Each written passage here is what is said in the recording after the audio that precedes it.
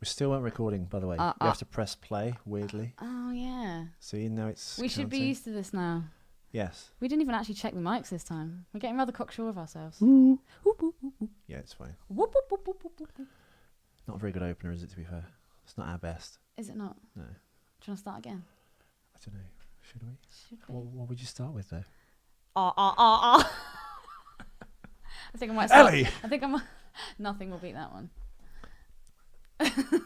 I'm not saying it again. That was one time only thing. Do you know what minute we're actually going to do for this episode, Eleanor?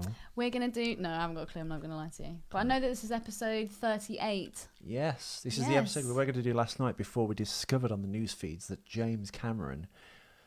Does not acid. David Cameron. I need to say David Cameron then. He's the Prime Minister. He's more evil than a Terminator.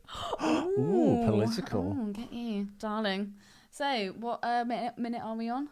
I'll tell you after this theme tune. We'll be back to you after these messages. Okay. Okay. Howdy, stranger. Don't say howdy, stranger, to me.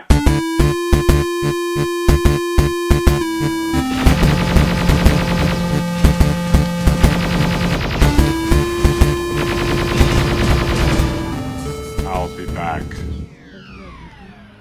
So, how do we start this, Ethan? As we always do, with a heavy heart. Love it. As we grasp at straws. During my day, I send a message going, can we do another Terminator later? The answer was yes. We're actually behind because we usually record these in a block at a weekend.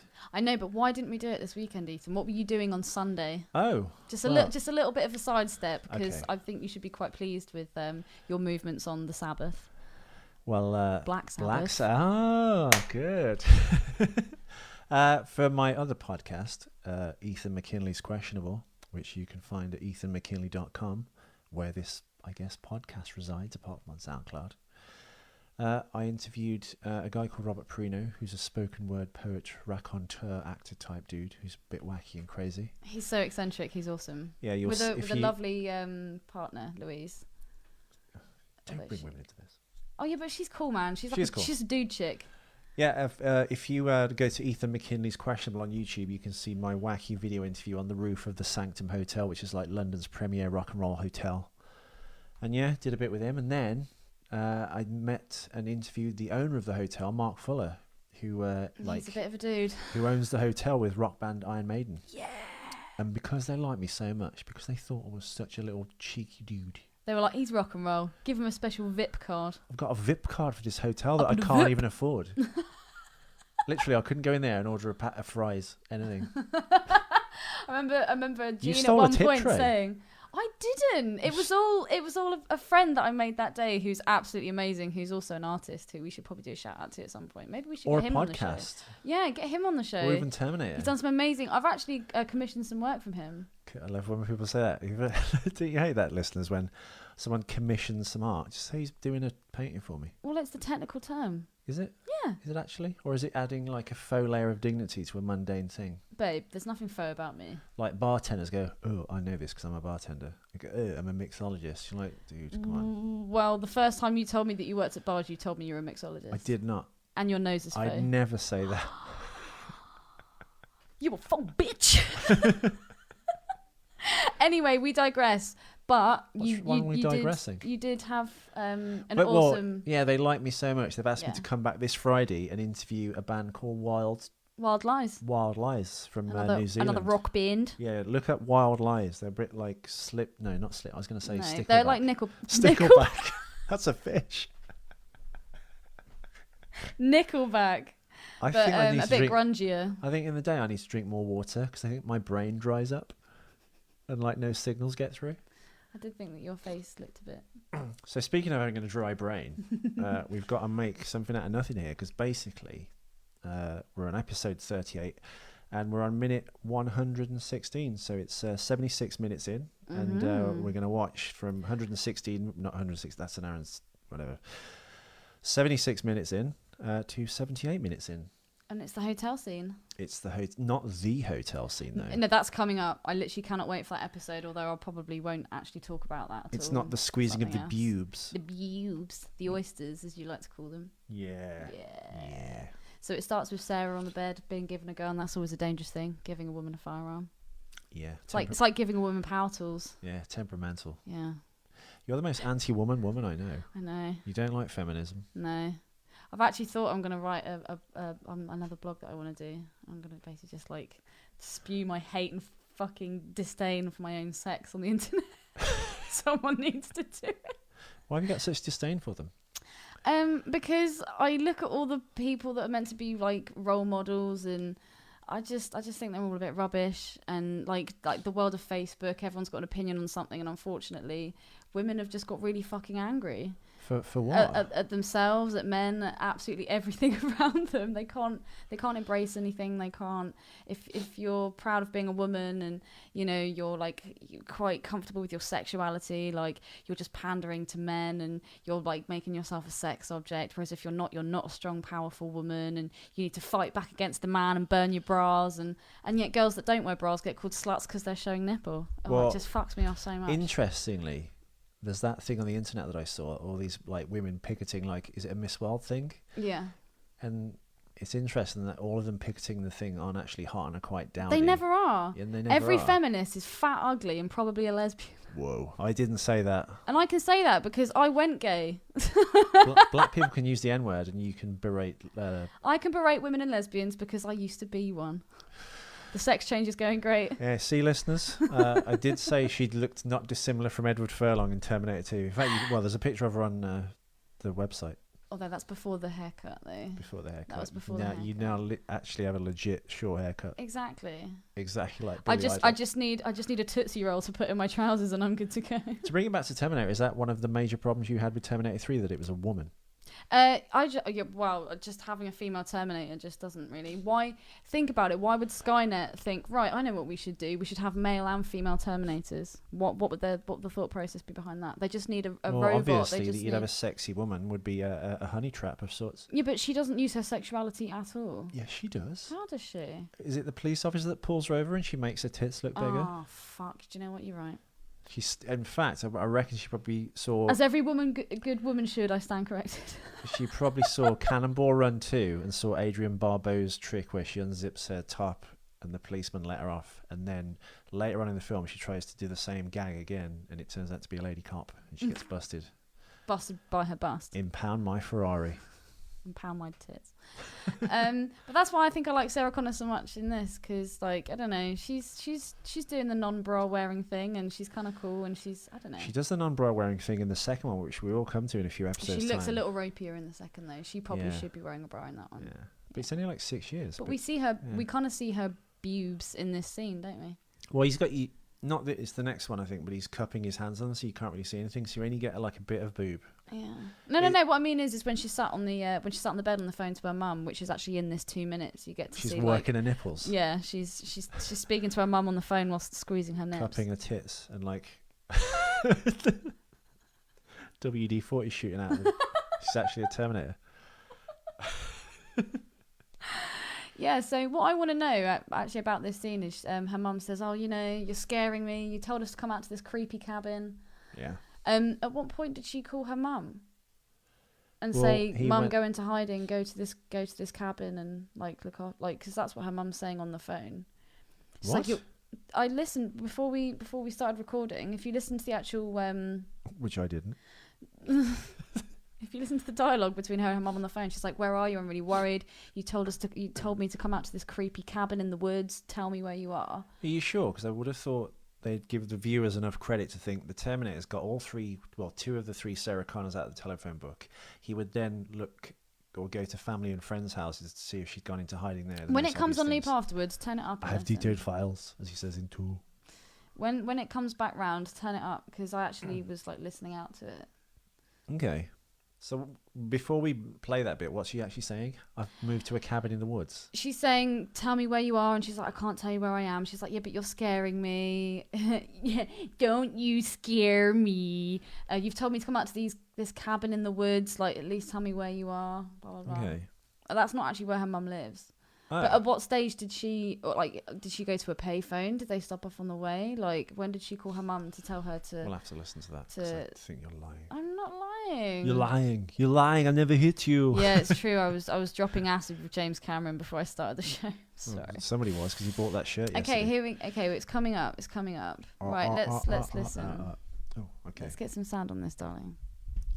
Yeah, so Kyle leaves the apartment, goes walking off down, I guess, Sunset. Yeah, just keep creaking the mic arm so the listeners get his ears blown out. Ellie.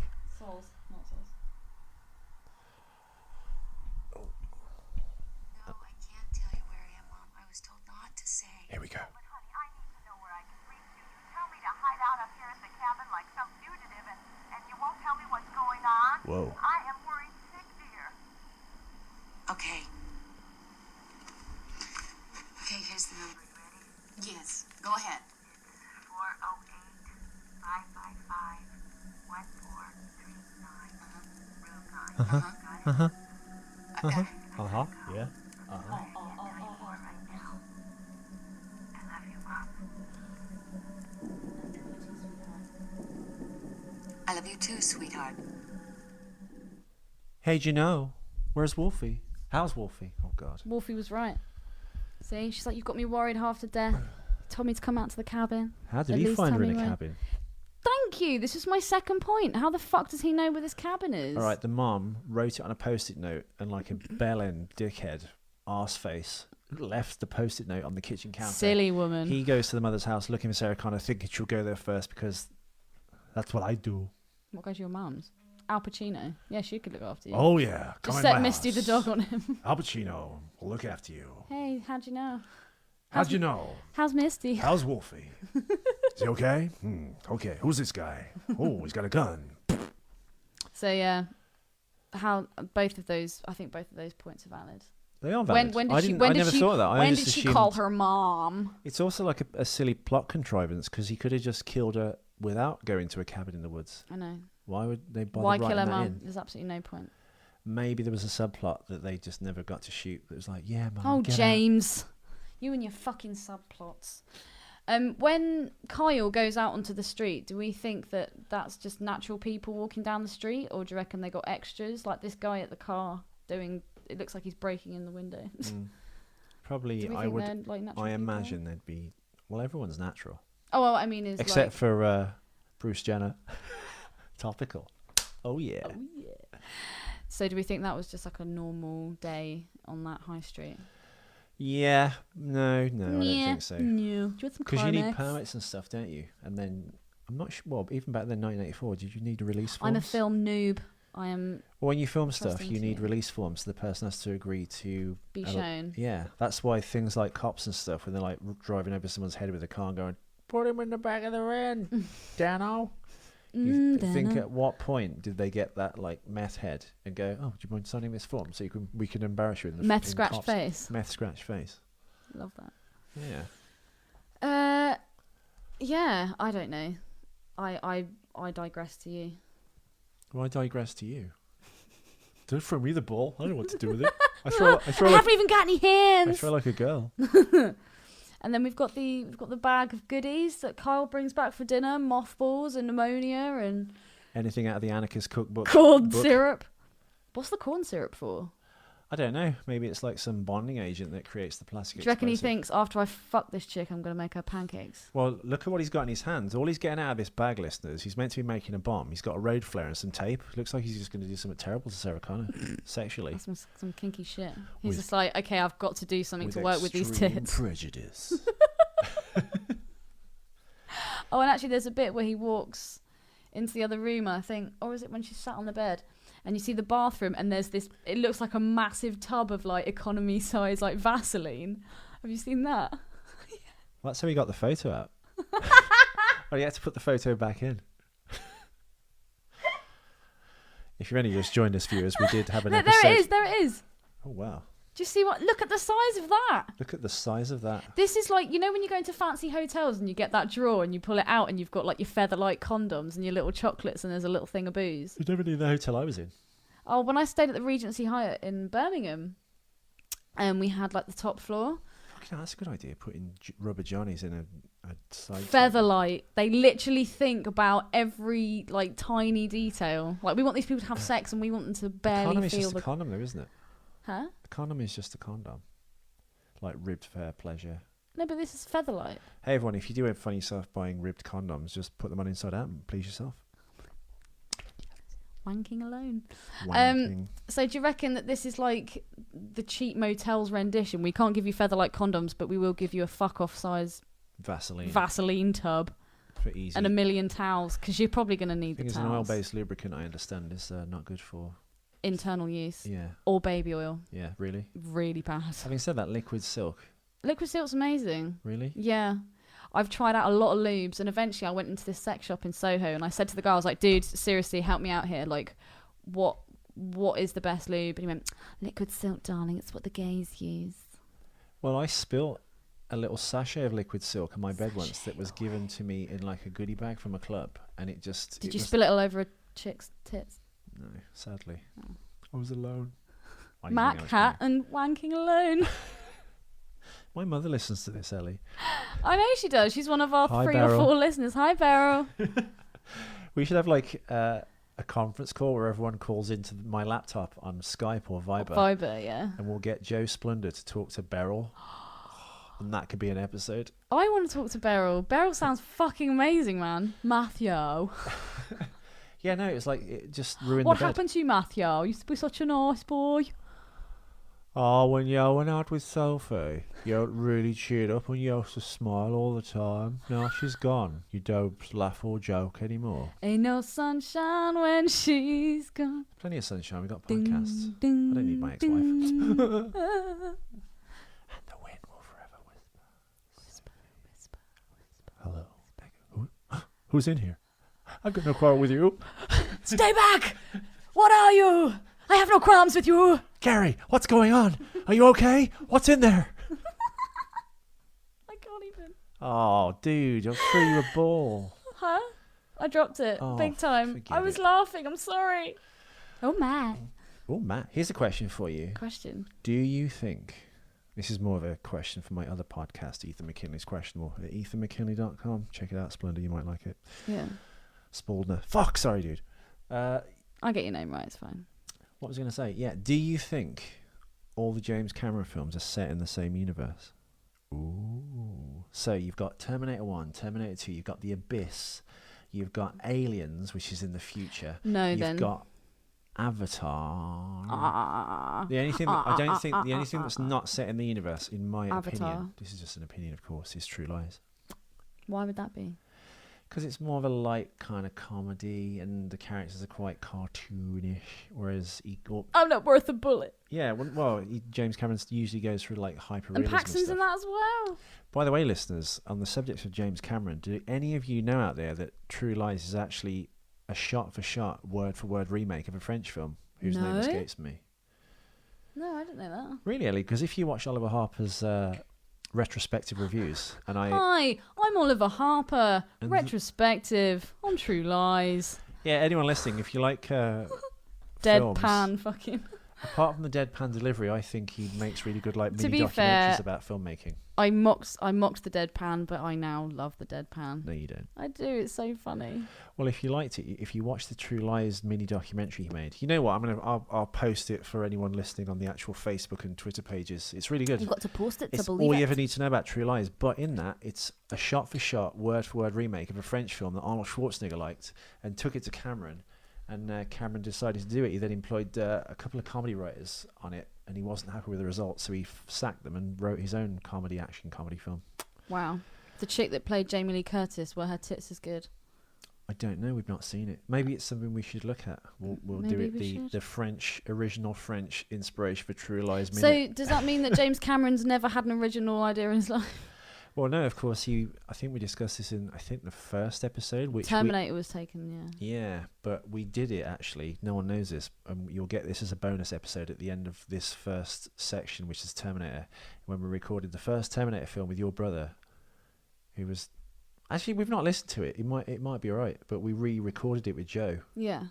and it was a bit more energified. But in that episode, which we'll release, of course, Harlan Ellison sued James Cameron for using what he thought was story elements from a film. It was two different stories, wasn't it? Yes, there's one called Soldier, not to be confused Yeah. with the Kurt Russell film, which is an episode of The Outer Limits, and the cool named Demon with the Glass Hand, which is also an Outer Limits episode about a guy coming from the future to save humanity and trying to protect a woman. And the two combined stories, Harlan Ellison, who wrote both, sued James Cameron, who settled out of court for an undisclosed amount. Indeed, and that's how we get Terminator. Yeah, but It was those two movies. Love People Child. have seen those two episodes and said, "Oh, yeah, I can see the similarities." I own the original Outer Limits on DVD, and it's a really good show. I love it. Oh, it's awesome. Wow, Really cool stories in black and white. It's like Twilight Zone-y type thing. that was the gayest hand movement I think you've ever done. Hinge rested.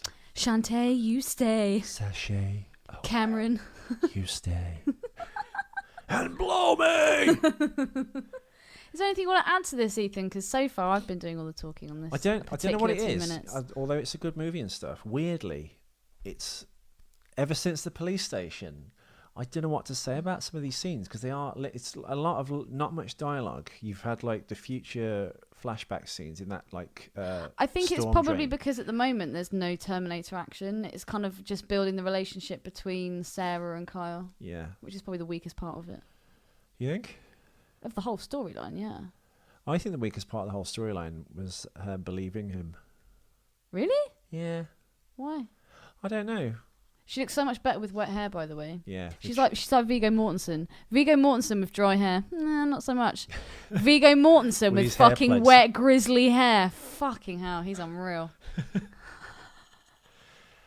So yeah, no. It ends obviously with the Terminator on that weird bike, which you wouldn't think a Terminator would be on. No, I did try and look and find out what bike that was, but it's obviously really not that great. Yeah. To the fact that they haven't actually. It's just the sports fairing on it makes it Put it look anywhere. like the kind of bike racing bike you'd have in the And I swear in that- 1960s. I swear in that scene, Sarah's lips look fuller. Here's the thing: the Terminator makes telephone calls. Why does he need to dial? Surely he'd have some kind of like Wi-Fi shit in his head. He could just access the line just by taking the receiver out of the cradle. You'd think. You'd think, but You'd they didn't. think. Do you reckon they'll have that in the new movie? Nah. So do you reckon? You'll just have Arnie in a bad fright with going, "I've been waiting for you," and then headbutting that dude with Hoggle's head. Did you see? Good call, Spalder. Did you see the picture that I put on Spaldner. the Fuck. 2 Minute Terminator Facebook page today? No. It's it was a comparison of the original Terminator head when he goes up to the punks, and then Oh, and in then the he new turns. movie, Yes, I saw and the that. new movie, the what's it called, Erie Valley. Yeah. I actually no, found a that just comparative looks like the picture. difference between DVD and Blu-ray to me. No, you can blatantly tell that one's real and one's not. No, it's the same head. They've just matted it in. I think what it is, it's the original head from the original film, original footage, and then They've put CGI over it. as he turns more, they've mapped it into like a CGI head. I don't know, man. That's the least of the film's problems. The casting, those punks, It's is- fucking diabolical. is diabolical. Yeah, Those it's three pretty dudes bad. playing the punks. Check out the new Terminator. Actually, you know what? No, forget Terminator. that. Find James Cameron saying how good Terminator Genesis is, and in that is the clip of the three punks, which, in my humble opinion, is a travesty. Practically, my dear, I couldn't forever dance. It's an. What's that from? Partridge. It's an outrage. It's an outrage. So, yes, anything to add? I think I've added enough. Excellent. Well, we'll see you for episode 39. Oh, and cheers for the extra comment, by the way, Spaldner. Keep 'em coming. Spaldner, keep them coming. I love Ask you, some man. questions. I'm sure we're missing loads of stuff. Yeah. If there's anything you want us, like, if you wanted Obviously- Ethan to perform something, Yeah, don't. or myself, any accents you'd like. I did say Don't- to Ethan the other day, can we do like a whole episode where, say, I do a Scottish accent? We'll do multiple characters. I'll be the Nigerian law student / Your starman. Nigerian is amazing. Hello, I have come to England to study English. My Last name is night I Starman. put a baby in. I put a baby in you last night. If you don't want it, I can stop it. He's not speaking directly to you, Spaldner. He didn't put a baby in you last night. Yeah, and don't text any questions or comments while driving. Yeah. Yeah, you don't want to go off the Golden Gate And if you're Bridge. still listening, well done, man. Hang in there. Hang in there. They will get not that better, much better. Arnold. Goodbye, baby. Hasta la vista, Ellie. That's the call-off sign. I know, but I'm mixing it up. All right. I'm Arnold Schwarzenegger, and I'm stupid in my head. I'm Arnold Schwarzenegger, and I have big square